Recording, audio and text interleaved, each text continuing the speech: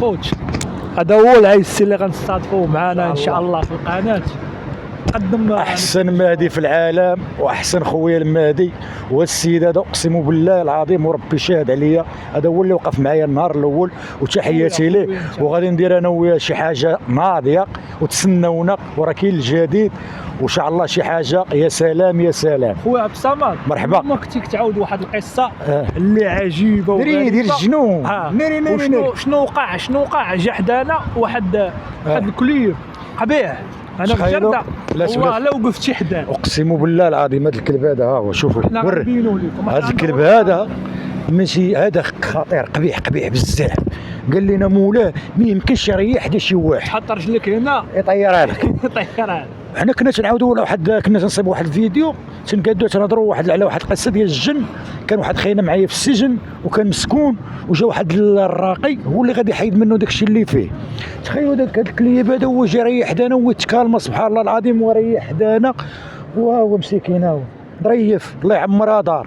والمدينه تخلع قهوه قلبها.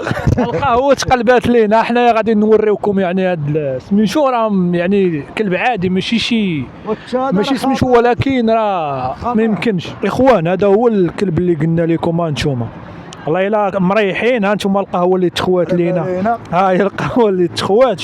حنا مريحين هنايا، هانتوما شوفوا، هانتوما يعني كنا مريحين جا حدانا. وصراحة يعني هنا قبيح كيدوز بنادم راه ما تيعقلش عليه. لا تسمح لي المهدي واحد الدقيقة. عرفتي قال لنا مولاه هذا الكلب هذا ما تيرتاحش لبنادم وما تيدورش على حيت هو يجي حدا اي واحد، ما عندوش اصلا، ما عندوش مع بنادم، هو اللي كينعسس هنايا. قال لنا جا حدانا وراه جا ريح حدانا مساكين. الله حدانا جا وتشكا وارتاح. العيس كيعاود في القصه ديالو والمادي تخلع. ولكن واحد اللحظه راه تم، حيت انا عارف هذا الكلب هذا هنايا تندوز من هنا تنشوفوا واش قبيح هو قبيح سبحان الله العظيم مرتاح.